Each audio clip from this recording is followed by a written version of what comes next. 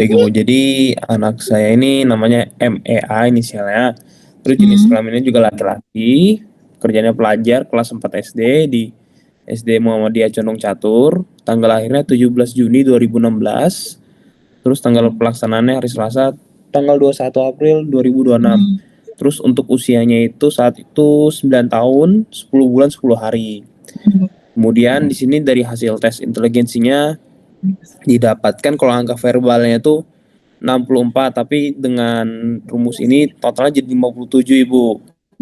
Kemudian sama juga kayak angka performance, jika sudah dirumuskan jadinya 54.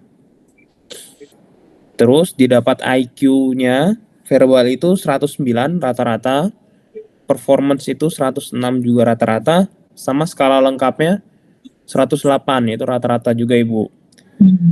Terus kalau misalnya dari aspek kemampuan, di sini dari berpikir konsep anaknya itu dapat IQ 110. Terus yang menyerap informasi 108, kemampuan spasial 101, sama berpikir runtut itu 123. Di sini yang paling tinggi kalau dari aspek kemampuannya itu di berpikir runtut, dan yang terendah itu 101 di kemampuan spasial Ibu. Terus di sini kalau dianalisis lagi pakai IQ original sama IQ total didapat 126. Jadi anaknya ini lebih besar IQ originalnya daripada IQ total yang menggambarkan bahwa perkembangannya itu belum optimal itu. Nah, ini analisisnya tadi. Anak ini cenderung ke kanan kalau yang verbal Ibu. Sama yang performance juga sebenarnya cenderung tengah Bu ya. Kalau berdasarkan aspek kemampuan dia benar-benar di tengah ini Bu, di abu-abu. Terus ini interpretasi saya Bu.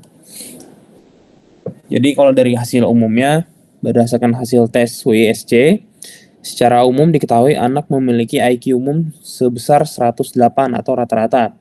Sehingga Ananda atau anak memiliki kapasitas kognitif yang baik, terutama pada aspek verbal. Hal ini didukung dengan kemampuan Ananda untuk menangkap dan memahami informasi, berpikir dengan angka, mampu menggunakan kalimat yang efektif untuk menjelaskan suatu hal. Terus hasil verbal dan performance-nya, di sini diketahui verbal anak mendapatkan hasil IQ 109. Hasil ini menjelaskan bahwa adanya kemampuan yang baik untuk memahami suatu informasi, kemampuan untuk menalar, serta memahami suatu kata dengan baik. Sehingga anak mampu untuk berkomunikasi dengan kata-kata yang dimiliki dan paham dengan kata yang diucapkan. Kemudian dari aspek performance, anak dengan hasil IQ 106 ini memberikan gambaran bahwa anak ini memiliki kemampuan yang baik untuk menyelesaikan tugas karena anak memiliki konsentrasi yang baik serta koordinasi visual motorik yang mendukung. Kemudian di sini ada hasil aspek kemampuan. Berdasarkan aspek kemampuan berpikir konsep, anak ini dapat nilai IQ 110, kategorinya pandai. Sehingga anak mempunyai kemampuan untuk memahami alasan yang logis dan menangkap makna dari suatu hal yang terjadi. Selain itu, adanya kemampuan untuk memahami suatu konsep yang terbentuk dan memproses konsep menjadi lebih spesifik. Lalu mampu memahami arti dari suatu kata maupun kalimat dan menggunakan kata yang dimiliki dengan efektif. Terus pada aspek kemampuan menyerap informasi, anak mendapatkan hasil 108, sehingga anak memiliki kemampuan yang baik untuk menyerap informasi. Pada kemampuan ini berkaitan dengan banyaknya pengetahuan umum dan tingginya minat untuk membaca secara luas, maupun berpikir dengan menggunakan angka secara tepat dan mampu untuk memahami arti dari kata-kata yang ada dan bisa menggunakan kata dengan efektif. Terus di sini ada yang spasialnya dengan IQ 101. Kemampuan ini berkaitan dengan konsentrasi yang dimiliki oleh anak dan kapasitas memori yang baik, terutama memori jangka panjang atau long term memory. Pada hal yang dikenal oleh anak baik berbentuk kata maupun objek. Kemudian adanya kapasitas yang baik untuk melakukan analisis pada suatu permasalahan. Koordinasi antar visual dan motorik yang baik, kita mampu untuk mengenali dan menyusun suatu objek yang tidak beraturan. Pada kemampuan berpikir runtut yang berkaitan dengan mengingat dan penalaran yang runtut, anak memiliki kapasitas berpikir runtut yang baik seperti mayoritas anak-anak di usianya, yaitu 123 dengan kategori pandai. Hal ini diketahui dengan adanya kapasitas ingatan yang baik untuk hal jangka pendek atau short-term memory, mengorganisasikan visual, serta pemusatan konsentrasi terhadap suatu objek yang dilihat oleh anak, serta memiliki pola berpikir yang runtut. Lalu anak memiliki kemampuan terkait kecepatan dan ketelitian yang baik terhadap tugas yang bersifat simbol-simbol. Terus, jika berdasarkan keempat aspek kemampuan ini, anak diketahui berpikir runtut memiliki IQ yang tinggi. Kemudian di posisi terakhir, terdapat aspek kemampuan spasial yang menunjukkan IQ 101. Akan tetapi, dengan skor IQ tersebut, anak masih mampu untuk mempertahankan konsentrasi dan mengingat dengan baik, sehingga aspek ini bisa dikembangkan lebih lanjut. Kemudian, dari hasil IQ original dan IQ total, diketahui IQ originalnya itu lebih besar daripada IQ total, sehingga dapat dijelaskan bahwa anak memiliki perkembangan kognitif yang belum optimal. Akan tetapi, hal ini masih bisa dikembangkan oleh anak dengan memberikan stimulus yang sesuai atau tepat dengan kapasitas anak agar perkembangannya bisa berjalan lebih optimal. Terus di sini ada hasil observasinya, Ibu. Di sini yang pertama, subtes informasi itu nggak ada perilaku yang menonjol, Ibu, selama tes. Tapi anak itu terkadang dia berdiri dari kursi terus duduk lagi. Dan juga dia sempat menepuk dahinya ketika mencoba untuk mengingat dan menjelaskan lebih rinci terkait pertanyaan-pertanyaan dari saya. Terus pada subtes pengertian, di sini nih anak mulai terlihat bosan sih, Ibu. Karena dia memainkan alat tulisnya sama duduknya agak bersandar ke belakang. Terus kalau subtes hitungan, dia jawabnya cepat, Bu. Dan juga dia menghitung itu gestur seakan-akan dia menulis di meja. Terus kalau subtes persamaan itu nggak ada perilaku yang menonjol. Terus kalau pembenaran kata, anak ini motivasinya tinggi banget, Ibu, untuk menjawab. Karena dia selalu jawab dengan panjang. Terus kadang ada beberapa pertanyaan yang dia jawab itu dengan cara verbal, dan juga dia menjelaskan dengan gestur, Ibu. Terus anak ini juga banyak bertanya terkait hal-hal yang di luar tes sambil memainkan alat tulisnya. Terus kalau orang angka, anak ini terlihat memajukan badannya ke tester, Ibu, dan memalingkan kepalanya ke arah kiri untuk mendengarkan dan berkonsentrasi terhadap angka yang disebutkan. Untuk menghitung ke belakang, Ibu. Terus kalau melengkapi gambar, anak ini jawabnya dengan dua cara sih, Bu, dengan verbal sama nunjuk, seperti itu. Terus untuk subtes mengatur gambar, nggak ada perilaku yang menonjol. Kalau untuk subtes rancangan balok, anak terlihat berdiri dan senyum ketika dikeluarkan balok untuk merancang sesuai dengan kartu yang diberikan. Kemudian anak sempat mencocokkan antara balok yang dibentuk dengan kartu yang diberikan. Bahkan anak terlihat membuka kartu berikutnya sebelum ada instruksi dari saya. Tetapi ketika saya memberikan instruksi untuk tunggu hingga saya bilang lanjut, dia mendengarkan, Ibu. Terus untuk subtes merakit objek, saat anak menyusun bagian-bagian terpisah, anak selalu mengingat apa ini, dan kadang tuh anak juga menebak kira-kira jadi bentuk apa gitu. Kadang juga dia langsung nanya ke saya, ini mobil ya? Ini orang ya? Ini muka ya? Gitu. Terus untuk subtes simbol, anak sudah nunjukin wajah-wajah capek, Bu, karena dia mengerutkan dahi sama kedua ujung mulutnya tuh ngarah ke bawah. Terus untuk subtes maze, nah ini anak ini kembali semangat lagi, Bu, untuk ngerjakan maze-nya itu. Dan dia ngerjainnya cukup cepat pergerakan tangannya, dan juga dia sebelum membuat garis dia lihat dulu kira-kira pola untuk keluarnya lewat mana aja. Mungkin itu sih, Bu, dari saya. Oke, presentasinya kita kembali ke phenotype-nya aja ya, dibuka phenotype-nya sambil saya ngasih feedback. Oke.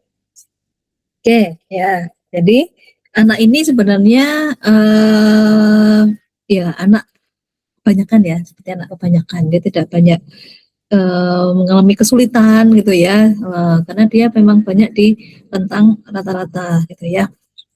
Tapi dia ada yang paling menonjol adalah di perbendaharaan kata gitu ya. Nah, jadi untuk panggilanmu siapa? Mas Adha, Ada. Meja Ibu. Oh, kamu tuh Meja. Oh, Muhammad. Iya Namamu Bu. siapa? Muhammad Rajha Meza Ibrahim Adha. Oh, oke, mejanya itu di belakang ya, Om.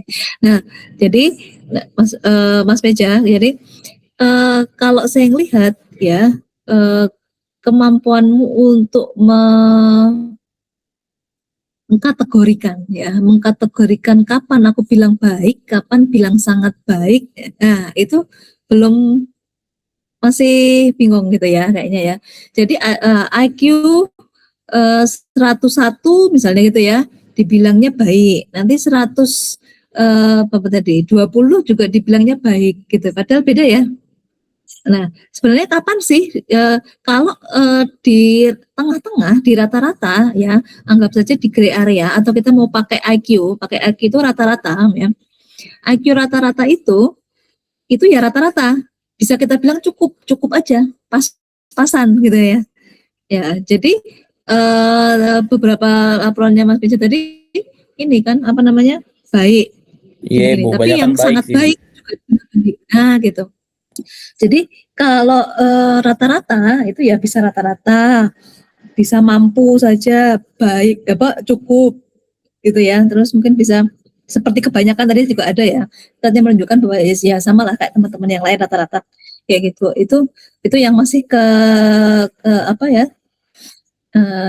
Tidak tepat jadinya. Meskipun karena saya melihat angkanya, saya paham nih anak ini. Tapi kalau misalnya nanti orang tuanya yang lihat, itu jadi kurang tepat karena antara IQ dengan keterangannya itu jadi kurang pas kayak gitu ya, Mas ya. Yang nanti dicek lagi. Jadi kalau rata-rata tuh ya cukup sebenarnya, belum baik, cukup aja dia untuk hidup tuh udah cukup aja gitu ya, untuk apa kemampuan berpikir konsepnya ya cukup, nggak apa-apa gitu. Nah, memang problemnya adalah anak ini sebenarnya lebih pintar dari itu, gitu kan? 126 jauh kan ini, dia di 108 AQ 8 lengkapnya. Ibu. Jadi kan itu beda grade ya, grade-nya di rata-rata, padahal 123 itu udah sangat pandai, itu lewatnya dua spot tuh, 2 kategori ya. Itu kalau misalnya rata-rata sebenarnya dia pandai. Jadi di sini sebenarnya yang menjadi sorotan adalah ya masih bisa dikembangkannya itu di bentuk laporannya. Oke ya, itu yang pertama. Oke, yang berikut sekarang kita ke interpretasi. Yuk ke interpretasimu tadi. Nah, di sini stop. Nah, sekarang apa IQ dia kan 108 nih. Yang jadi kapasitasnya baik gitu ya. Nah, jadi ini dijadiin satu apa namanya, hasil umum dan hasil verbal performance itu boleh jadiin satu paragraf aja. Di mana di sini konteksnya dia tidak lebih baik di salah satu sebenarnya, karena 109 dan 106 itu sama rata-rata. Gitu. Jadi poinnya di paragraf pertama, dia IQ totalnya 108 dan dia memiliki kemampuan yang setara antara kemampuan verbal dan kemampuan performance. Ini orang paling hidup paling enak tuh ya gini.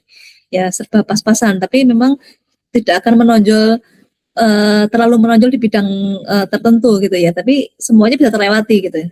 Ya, sehingga poinnya adalah bahwa apa baik verbal maupun performance itu sama, tidak ada yang lebih tinggi gitu ya. Ini kan bilang yang baik gitu ya. Sebenarnya kan itu masih dalam kategori cukup gitu ya. Atau kalau mau bilang rata-rata. Nah, sebenarnya 109 itu memang rata-rata atas ya. Jadi ada kalau mau dikategori lagi rata-rata itu ada rata-rata, ada rata-rata bawah, ada rata-rata atas. Sebenarnya itu juga boleh.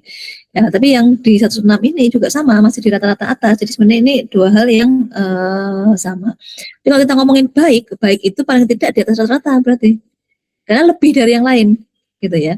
Nanti kalau ternyata ada yang 123 tadi sangat baik karena di atas 123 itu sudah memang kategorinya pandai gitu ya. Kok pandai? 120 itu sudah superior gitu kan. Sehingga itu nanti berbeda ini ya. Ini yang rata-rata kamu bilang baik gitu ya, yang pandai ini juga mampu malahan ini. Nah, itu yang belum belum sesuai. Gitu ya. Jadi fokus paragraf pertama bahwa dia ini rata-rata, tapi dinamikanya bahwa dia nggak ada dia itu baik nih, bagusnya karena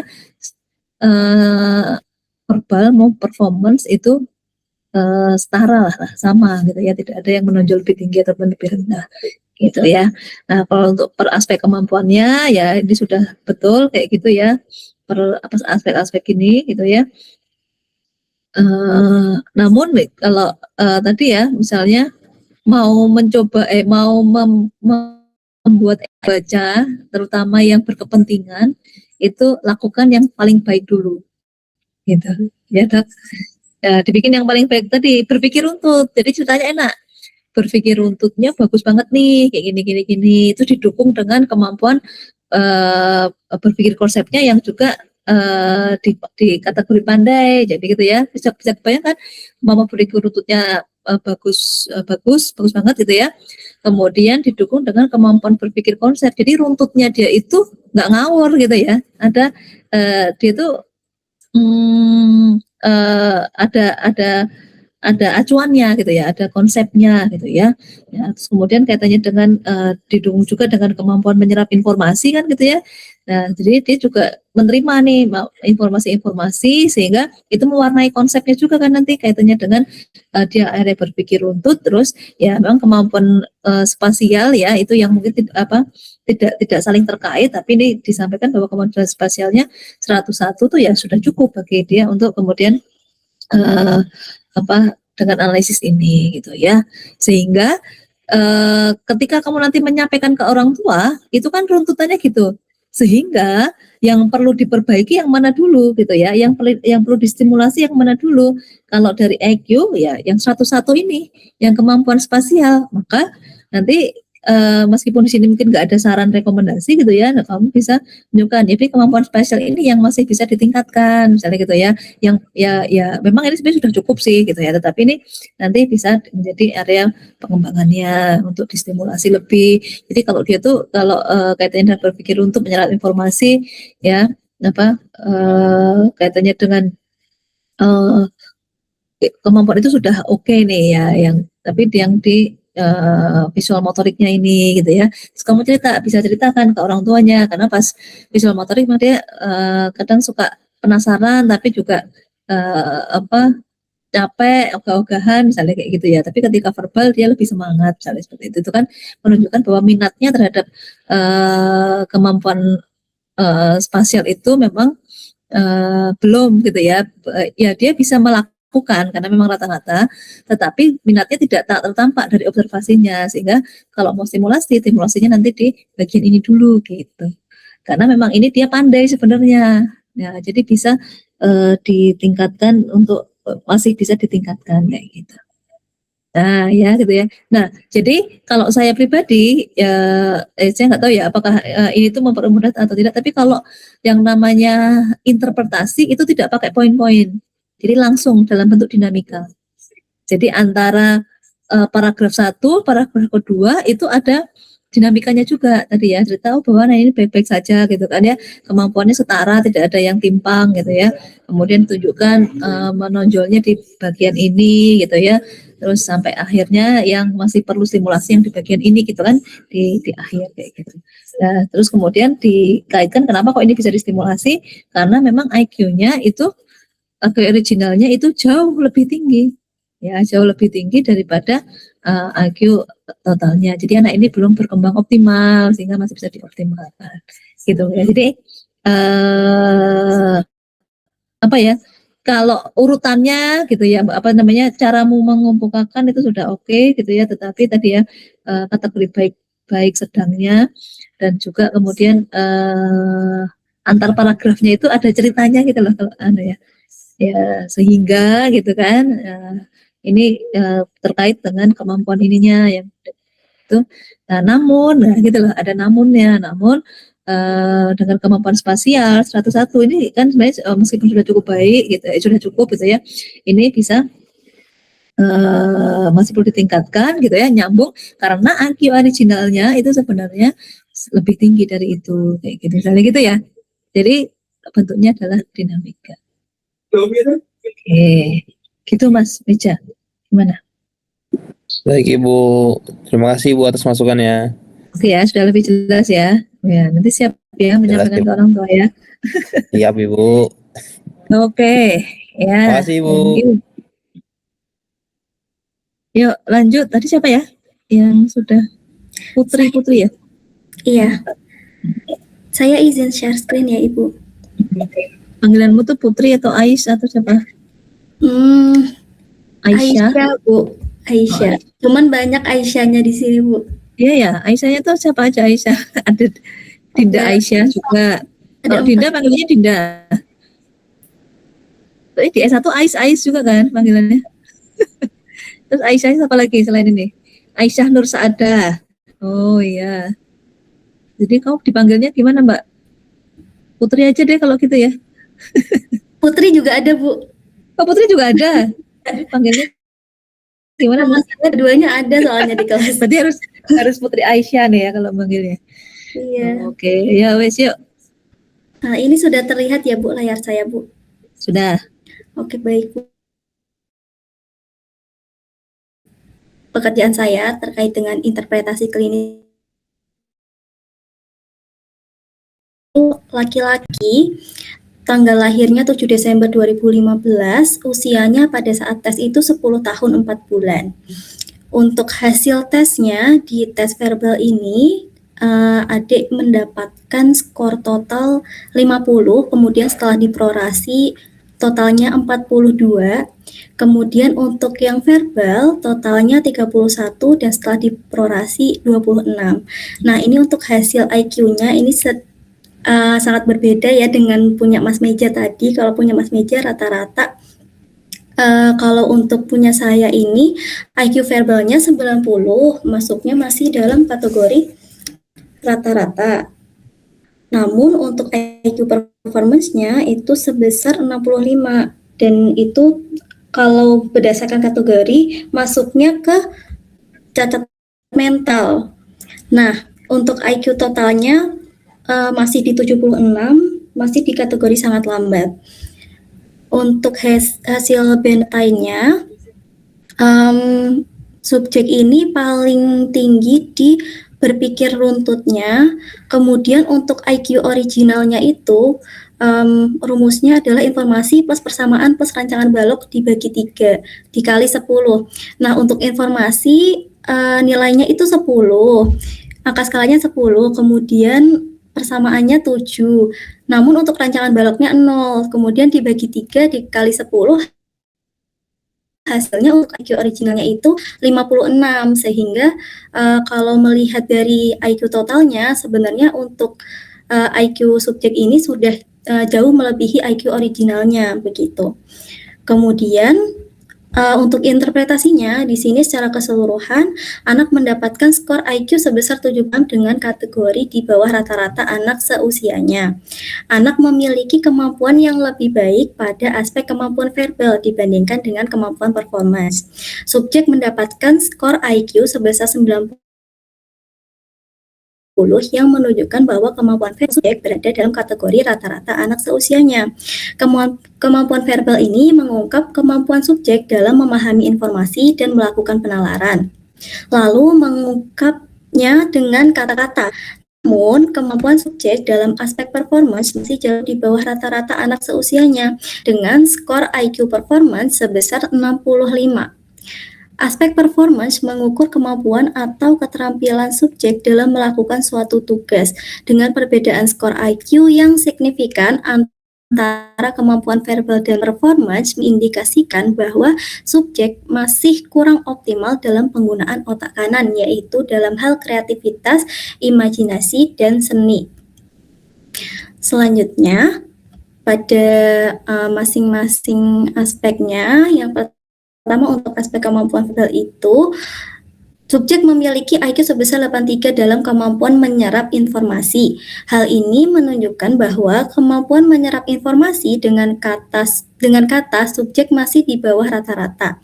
Akan tetapi, subjek memiliki kemampuan pengetahuan umum yang cukup baik, serta memiliki kemampuan berpikir dengan angka dan mampu menggunakannya secara cepat dan tepat, meskipun subjek masih kurang dalam hal memahami arti beberapa kata dan menggunakannya secara efektif. Selanjutnya, kemampuan subjek dalam berpikir konsep juga masih berada pada kategori di bawah rata-rata, ditunjukkan dengan skor IQ 74. Hal ini menunjukkan bahwa kemampuan subjek dalam memahami ide yang bersifat abstrak masih kurang jika dibandingkan dengan teman-teman seusianya. Subjek memiliki kemampuan yang baik dalam memahami alasan yang logis serta mampu mengambil keputusan dalam situasi nyata yang sedang berlangsung. Subjek juga masih mampu mengubah konsep yang umum menjadi konsep yang lebih spesifik, meskipun subjek masih belum cukup optimal dalam memahami artinya. Selanjutnya, pada aspek kemampuan performance, subjek memiliki kemampuan yang cukup baik dalam kemampuan berpikir runtut, ditunjukkan dengan skor IQ sebesar 87, meskipun masih cenderung lambat jika dibandingkan dengan teman seusianya. Kemampuan berpikir runtut meliputi kemampuan dalam mengingat dan melakukan penalaran sesuai urutan. Subjek menunjukkan kemampuan yang cukup baik dalam ingatan jangka pendek. Subjek juga menunjukkan kemampuan yang cukup baik terhadap tugas yang menyangkut dengan kecepatan dan ketelitian dalam mengingat simbol-simbol. Namun, subjek masih kurang mampu melakukan koordinasi visual motoriknya, juga kurang mampu memusatkan perhatian terhadap objek dan keruntutan dalam pola berpikir. Sementara pada kemampuan spasial, subjek menunjukkan skor IQ 54 yang berada dalam kategori jauh di bawah rata-rata anak seusianya. Kemampuan spasial mencakup kemampuan memahami ide melalui visualisasi. Subjek masih kurang mampu dalam konsentrasi dan menyimpan ingatan jangka panjang, melakukan koordinasi antara mata dan jari-jari tangan, serta mengukur kemampuan untuk mengenal, mengetahui, dan menyusun bentuk suatu objek dari bagian tertentu yang terpisah. Kemudian, untuk kesimpulannya, berdasarkan hasil yang telah dipaparkan, subjek memiliki kemampuan yang cukup baik dalam menerima informasi, memahami alasan yang logis, berpikir dengan angka, dan mampu menggunakannya secara cepat dan tepat. Subjek mampu dalam mengingat jangka pendek, namun cenderung mengalami kesulitan dalam memproses informasi, sehingga informasi tidak disimpan dengan baik dalam ingatan jangka panjang. Subjek kurang memiliki kemampuan analisis yang baik sehingga koordinasi antara visual motoriknya kurang. Namun, subjek sudah mengusahakan secara maksimal kemampuannya. Hal ini didukung dengan hasil IQ aktual subjek sudah lebih besar dibandingkan dengan IQ originalnya. Artinya, subjek memiliki motivasi yang baik untuk belajar dan mampu melampaui kemampuannya. Namun, subjek juga perlu didampingi dan distimulasi lagi agar kemampuan subjek dapat terus berkembang baik secara verbal maupun performance. Kemudian untuk observasi tesnya, sebenarnya tidak ada kebanyakan tidak ada perilaku khusus yang muncul, hanya saja dalam subtes yang rendah seperti perbendaharaan kata. Ketika mengerjakan subtes ini, subjek cenderung menyampaikan jawaban yang singkat. Jadi ketika di inquiry atau di probing, pada beberapa soal subjek ini berpikir cukup keras, namun akhirnya juga subjek mengatakan tidak tahu dan jawabannya juga sangat singkat. Kemudian untuk melengkapi gambar, subjek sering sekali menunjuk atau menyebut bagian yang salah. Ketika ditanya bagian penting mana yang hilang, subjek tetap menunjuk hal yang sama. Bahkan pada beberapa gambar subjek itu sudah menunjuk pada objek yang tidak hilang. Gitu. Selanjutnya untuk mengatur gambar, subjek bisa mengerjakan soal contoh. Namun ketika tester sudah menjelaskan ulang dan mengonfirmasi apakah subjek benar-benar paham, subjek juga mengatakan kalau paham. Namun ketika eksekusi mengerjakan soal yang selanjutnya, subjek itu masih salah sehingga harus naik ke soal usia yang di bawah 8 tahun. Ketika selesai mengerjakan soal kereta api, subjek sudah mulai bertanya, ini masih banyak ya Kak tesnya. Jadi sepertinya subjek sudah mulai bosan.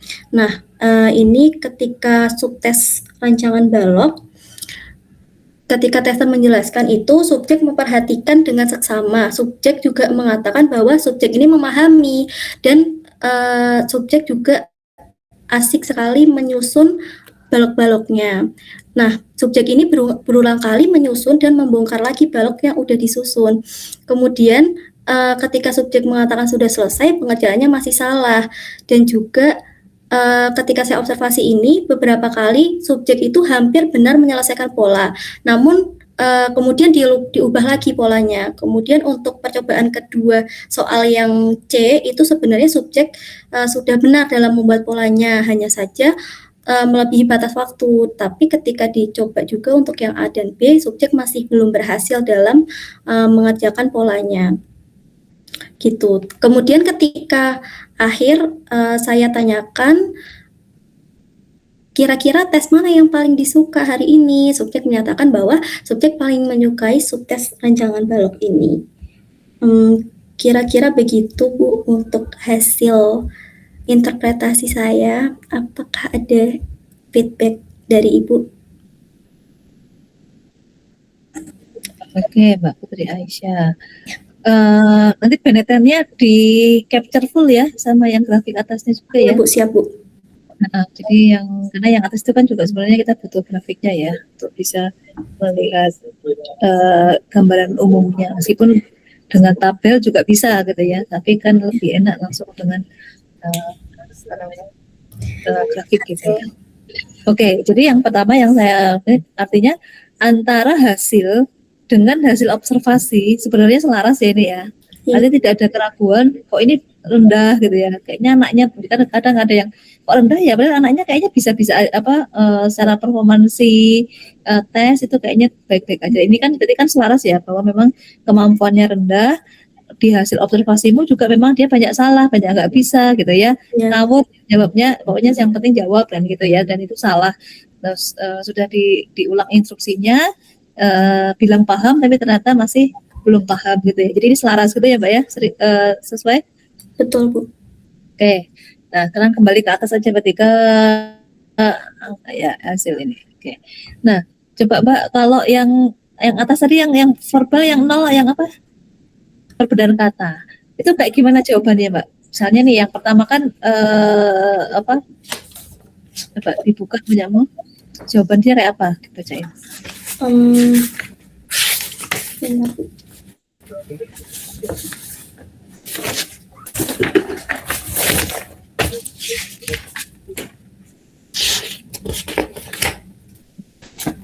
Untuk yang perbedaan kata itu Bu, untuk yang sepeda itu dia menjawabnya hanya mengayuh. Kemudian setelah saya tanya apakah bisa dijelaskan lebih lanjut, subjeknya ini cuma diam aja terus bilang ya mengayuh gitu. Cuman itu aja. Terus untuk pisau hanya menyebutkan tajam. Topi tidak tahu. Surat jawabnya hanya pesan-pesan. Payung tidak tahu, bantal juga tidak tahu, paku kuat, lembu atau keledai tidak tahu, bulu atau sutra tidak tahu, intan tidak tahu, menggabungkan ini dari terpisah menjadi satu, cangkul atau sekop, menggali, pedang, kesatria untuk berperang, luka atau gangguan tidak tahu, berani tidak takut, omong kosong tidak tahu. Ya itu Bu. Oke. Nah itu sebenarnya ada yang masih bisa diskor loh Mbak. Yang tadi yang menggabungkan tadi skornya masih 1 itu, ya kan? Ya, itu saya nilai 2 Bu. Tapi sebetulnya salah berturut-turut. Kan kalau 2 itu angka skalanya juga masih 0. Oke, terus yang tadi apa? Pisau tajam. Bisa kemarin saya tanyakan ke Mbak Risti itu kalau tajam itu kan masih terlalu umum ya, Itu ketika di probing nggak keluar juga? nggak keluar juga Bu. Ini semuanya sudah saya coba buat probing tapi masih nggak keluar. Oke. Oke, jadi memang apa ya? Makanya tanya. Oke, yang ini, yang rancangan balok, padahal kan dia paling suka ya. Iya betul. Gitu ya. Iya, misal coba boleh diceritakan lebih detail. Jadi ketika saya tuh udah menjelaskan Bu, bahkan sebenarnya kan harusnya cuma menjelaskan itu bolehnya cuma 2 kali ya Bu kalau nggak salah Bu. Tapi saya udah ngejelasin berkali-kali gitu, tapi anaknya masih nggak ngerti. Bahkan pada awal-awal itu kan saya udah mencontohkan Bu kalau menyusunnya itu datar gitu. Nah, anak ini malah menyusunnya itu ke atas baloknya. Terus Jadi dia susun atas gitu ya. Oh, iya, ini ya. Oke, oke, oke. Terus, terus. Kan yang pertama kali kan pakai contoh tuh. Ya iya, kan? Pas kamu contohin pakai benda kubus asli, dia nyontohin nggak? Bisa nyontoh nggak? masih kebingungan Bu. Ya, terus kan percobaan pertama berarti kan gagal nih. Terus percobaan kedua kamu contohin lagi bagaimana kamu membuatnya. Ya, saya contohin lagi, lama Bu ngerjainnya. Jadi waktunya itu ketika mengerjakan itu, dia akhirnya bisa sebenarnya, tapi waktunya itu 2 menit 30 detik. Oh, itu untuk percobaan dua ya. Udah beri percobaan dua. Iya, Oke. Terus yang di pola dua? yang di pola 2 sama sekali nggak ada yang benar. Oke, itu kan kamu contohin dulu juga kan? Iya, saya contohin juga. Dicontohin bahwa apa kalau kamu pakai apa namanya? Apa contoh kertasnya sama kemudian kamu mencontohkan membuat itu percobaan pertama dia bikinnya gimana? Yang percobaan pertama itu bikinnya disusun ke atas, Bu. Padahal udah kamu contohin dia bikinnya ke atas. Sudah saya contohin. Oh, oke. Tapi salah. Maksud ke atasnya itu tetap salah juga. Tetap salah juga. Waktu ke atas itu sempat saya ingatkan juga, Ade untuk pengerjaannya seperti yang kakak contohkan tadi ya gitu. Terus adiknya ngeliatin saya gitu terus iya kak gitu, cuman gitu aja. Oke, kalau selama kamu komunikasi sama anaknya, ya, komunikasi di luar ini ya, di luar instruksi tes, nyambung nggak ngomonganmu? Nyambung sih Bu, cuman kebanyakan kalau saya ajakin ngobrol cuman senyum-senyum aja. Misalnya apa? Ada yang kamu ingat nggak? Misalnya saya tanyain kan Bu, adik habis ini masih sekolah lagi, masih kelas lagi? Iya. Terus sampai jam berapa pulangnya? Sampai jam 4. Oh sekarang masuknya sampai jam ini ya, kalau anak SD sekarang pulangnya sore-sore ya. Terus dia diem. Terus saya ceritakan biar lebih cair gitu Bu, saya cerita. Dulu waktu zaman kakak sekolah itu kalau pulang waktu SD itu lebih cepat loh, kalau kelas 1 sama 2 itu pulangnya malah jam 10 udah pulang. Kalau siang malah kalau udah kelas atas jam 12 juga udah pulang. Saya cerita seperti itu Bu. Terus dia cuman senyum-senyum aja, nggak menanggapi cerita saya gitu. Ya, jadi memang dia mungkin tidak paham konteks kayaknya ya, sehingga terus yang ditunjukkan ya senyum aja untuk menghargai gitu ya ceritamu kayak gitu. Oke ya. Nah, ini kan skornya jauh berbeda ya Mbak. Ada IQ verbalnya 90, IQ verbalnya 65. 90 pun sebenarnya kalau kamu ngobrol sebenarnya juga nggak segitunya paham gitu yang kamu rasakan kan gitu ya Mbak. Iya betul Bu. Ya toh. Nah, kalau IQ performance tadi pokoknya dia terabas saja modelnya ya. Pokoknya ya kerjain aja, entah benar entah salah ya urusan belakang gitu ya dia ya. Ada indikasi kecemasan nggak selama tes? Cemas gitu loh, kayak ragu-ragu, takut, nggak pede gitu. Kalau ragu-ragu di merakit objek Bu, dia terlihat ragu-ragu, memasangnya tuh dipasang terus Sebenarnya dia udah hampir benar merakitnya, tapi di dilepas lagi gitu Bu, untuk yang merakit objek. Tapi kalau secara verbal nggak ada ngeluh, nggak ada ngomong apa-apa sih Bu. Ya, oke.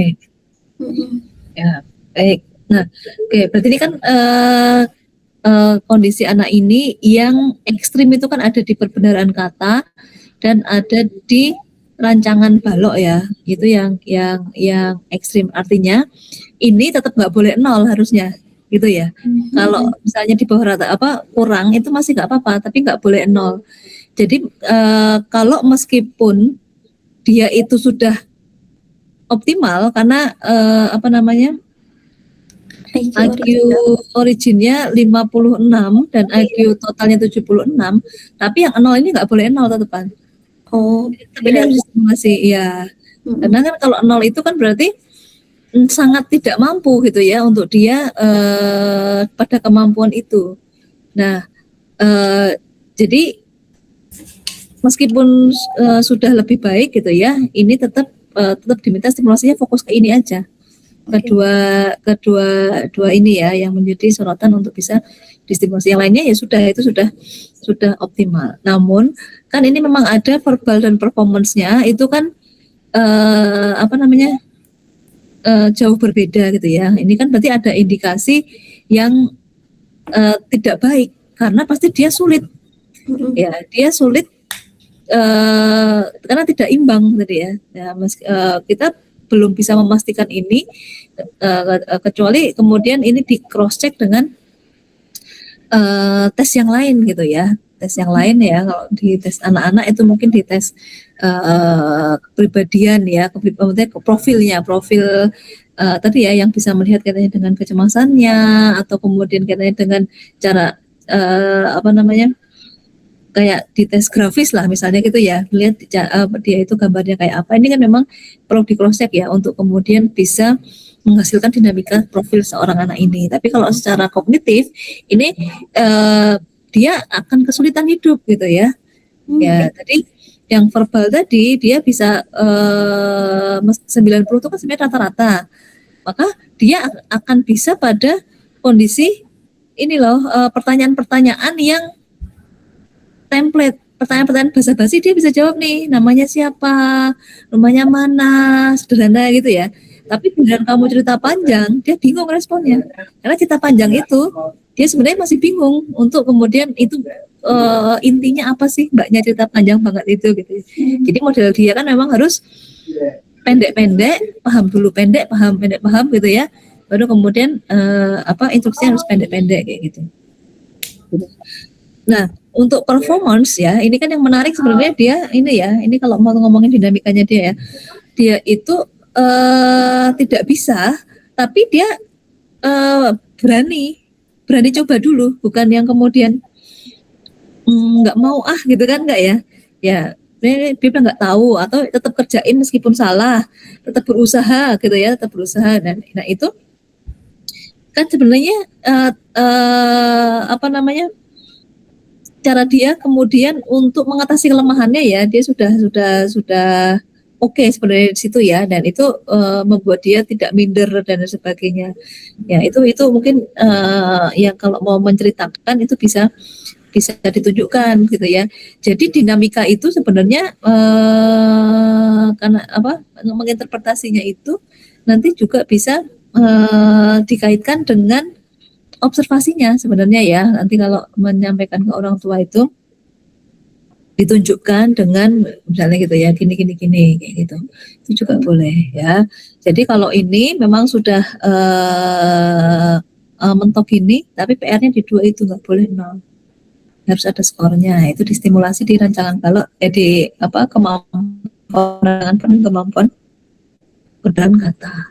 Ya, dia tuh bisa verbal, cuma ini nggak pernah jarang diajak ngobrol kayaknya, jarang diminta pendapat misalnya gitu ya. Maka mungkin distimulasinya bisa dengan ajak ngobrol, kemudian kalau ngomong itu mungkin dia kalau baru mau ngomong tuh udah orang sudah memparaphrasing gitu loh, ngomong ini ya gitu ya kayaknya, oh jadi kamu gini ya, oh jadi kamu gini ya. Dia belum selesai nih cerita, tapi karena itu konteksnya kadang orang lain itu sudah bisa, akhirnya apa tidak dibiarkan dia mengeluarkan pendapat dulu kayak gitu ya. Nah itu misalnya nanti bisa distimulasi di situ. Nah, kalau orang jangan balok, yaitu kemampuan visual motorik itu biasanya main Lego, main apa namanya permainan-permainan puzzle, permainan yang pakai visual motorik itu mungkin dia tetap apa arahnya ke situ gitu ya. Nah, kalau nol nanti dia kesulitan pasti ya nanti. Gitu. Nah, kemudian ini yang saya soroti juga yang kemampuan spasialnya yang itu 54 ya. 54 itu kan masuknya memang RM ya, cacat mental. Nah, tapi saya tuh tadi lupa ya bilang. Jadi untuk apa namanya? Kategori superior sangat pandai, lambat sangat lambat cacat mental ini sebenarnya sudah berubah ya. Ini kan sebenarnya format lama. Maka yang kemarin di WISE atau BINE sama sih ya. Kita pakainya superior, very superior, superior di atas rata-rata, rata-rata di bawah rata-rata, slow learner atau borderline gitu ya. Terus di bawahnya mental defective gitu ya. Itu bahasa yang apa namanya lebih enak jadi ini yang di penelitian ini jangan jadi patokan karena ini versi lamanya ya, versi lama ya. Yang versi baru tadi ya seperti yang kayak di BINE sama kayak di Cevit sama kayak di ST ya itu versi yang sudah disepakati bersama dan itu terasa lebih enak gitu ya. Kan cacat mental itu kan kayak mana gitu ya, sangat lambat, slow learner. Jadi belajarnya lebih lambat dari teman yang lain kayak gitu. Ya, dia bisa pada akhirnya bisa, cuma lebih lambat. Ya, misalnya kalau teman-temannya ngerjakan soal 5 menit itu dapat 5 soal, ya dia mungkin baru dapat 2 soal. Tapi bukan berarti dia nggak bisa, dia butuh waktu lebih lama, lambat tuh gitu. Ya, yang slow learner. Jadi itu nanti dinamikanya bisa dapat ya, artinya bahwa kalau telaten ini bisa kok gitu ya, tapi jangan maksa dia cepet ya gitu ya. Jadi dia butuh anak ini butuh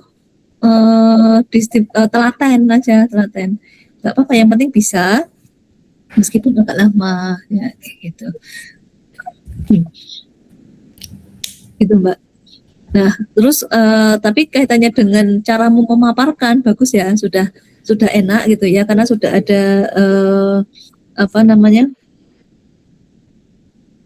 penyambung ya antara paragraf 1 dan paragraf keduanya gitu ya. Tetapi mayoritas tuh kamu pakai rata-rata cukup gitu ya.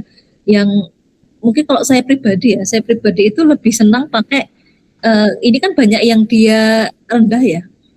Iya. Dibilang rendah itu rasanya kok gimana ya, kalau saya sih lebih, namun dia kesulitan pada misalnya ya mengingat, kesulitan untuk mengingat gitu ya misalnya gitu. Jadi bisa, cuma sulit aja kan, masih ini ya, masih ada harapan gitu rasanya. Tapi kalau rendah padahal sama itu ya. Tapi kalau rendah rasanya kok udah kayak udah nggak ada harapan gitu ya. Nah, itu mungkin bahasa-bahasa kalau yang baik misalnya bisa dia dengan mudah misalnya gitu ya, dalam visual motorik gitu ya. Tapi kemudian dia kesulitan, dia butuh dibantu dalam hal itu, kan sebenarnya menunjukkan bahwa dia nggak nol, karena kalau nol itu ya memang yang nggak ada kecerdasan, yang nilainya nol, tidak mampu sama sekali kan sebenarnya nggak bisa. Misalnya tadi ya dalam hal masih membutuhkan bantuan untuk bisa memahami yang logis, misalnya kayak gitu. Artinya berarti kalau dia dibantu dia bisa. Kalau meskipun dia lama, meskipun dia sulit, tapi bisa pada akhirnya. Itu yang apa ya? Jadi warnanya tuh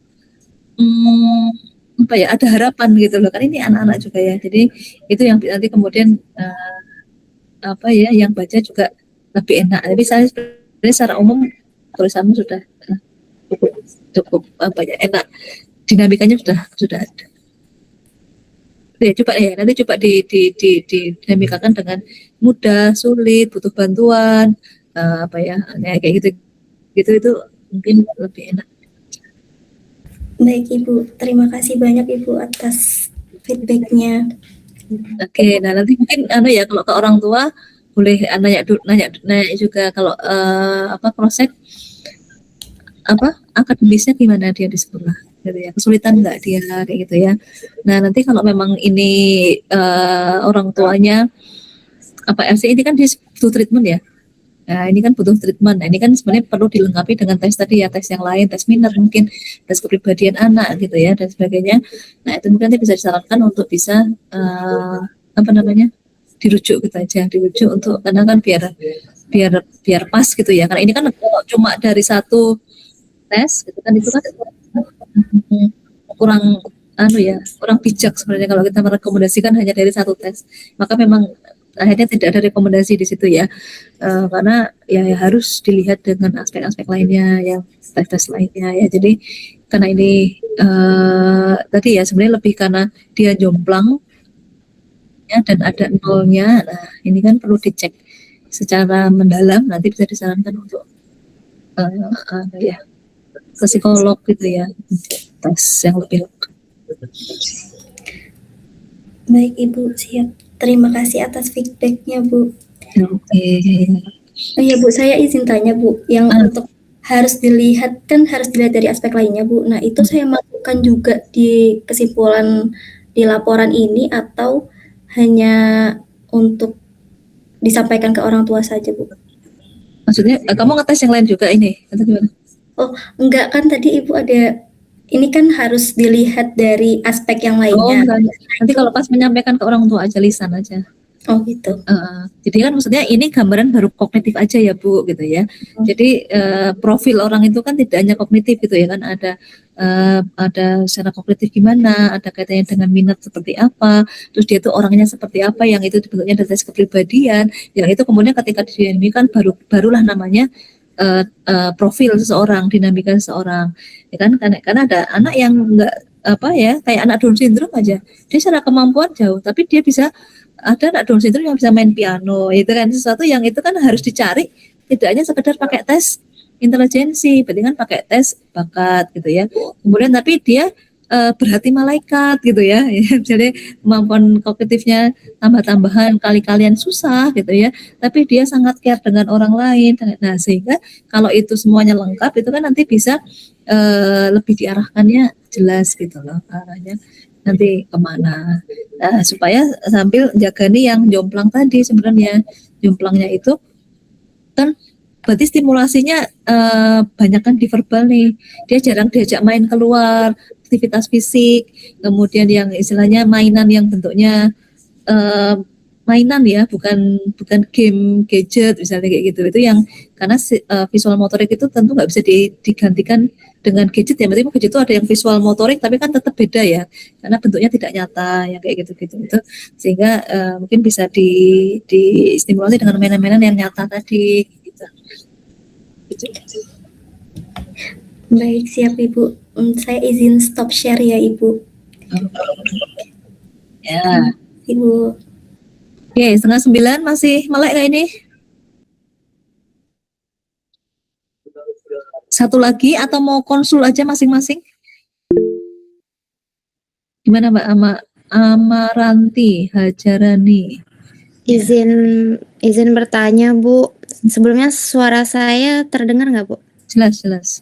Nah, kan saya kan di bagian rentang angka sama mes itu kan nggak disajikan Bu. Nah nanti itu apakah tetap harus disampaikan ke orang tua? Terus kalaupun menyampaikannya itu perlu dijelaskan nggak Bu terkait aspek yang nggak subtes yang nggak disajikan itu? Karena kan pada bagian berpikir runtutnya itu kan jadinya dibagi dua kan Bu.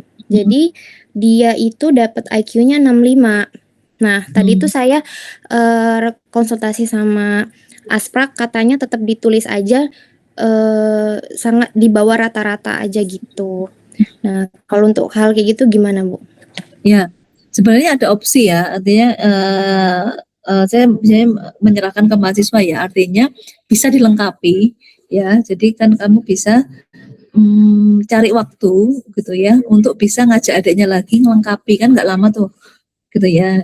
karena apa ya, kita menyajikan 10 itu sebenarnya amannya kalau cuma mau tahu IQ-nya aja gitu. Tapi kalau mau interpretasinya sebenarnya memang jadi kurang enak rasanya karena kan tidak menyeluruh gitu ya. Jadi kalau mau bagus sih saran saya ya malah kemarin ada yang kurang deh misalnya gitu ya, tapi cuma sedikit kok, cuma sedikit misalnya diajak misalnya pas apa ada jeda kuliah yang mungkin itu kan paling setengah jam nggak nyampe itu ya, itu bisa disajikan ya kayak gitu-gitu, itu paling enak gitu ya.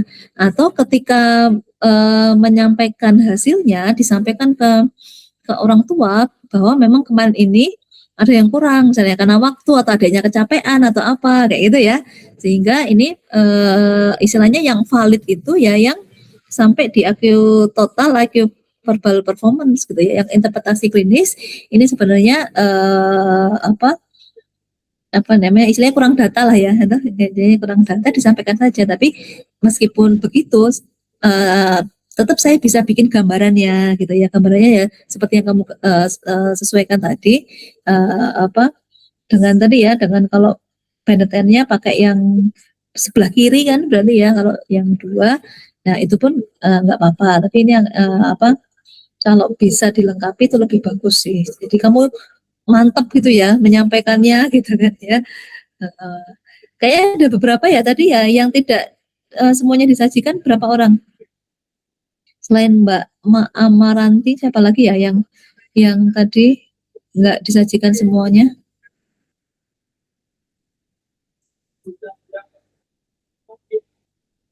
Oke, 2 orang. Kalau Aziza gimana hasilnya?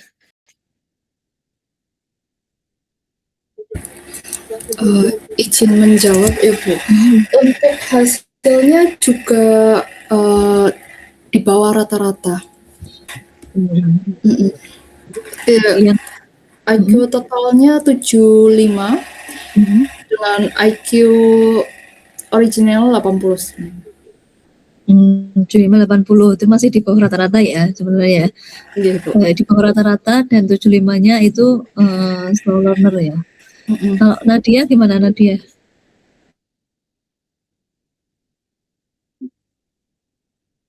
Nadia juga nggak nyampe, nggak 12 ya? Tadi apa? Kayaknya resen. Oke, hasilnya gimana? IQ-nya berapa?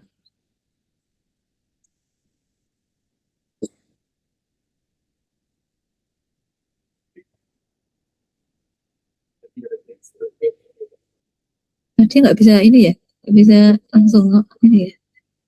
Hasilnya berapa kalau kamu Nadia? IQ-nya?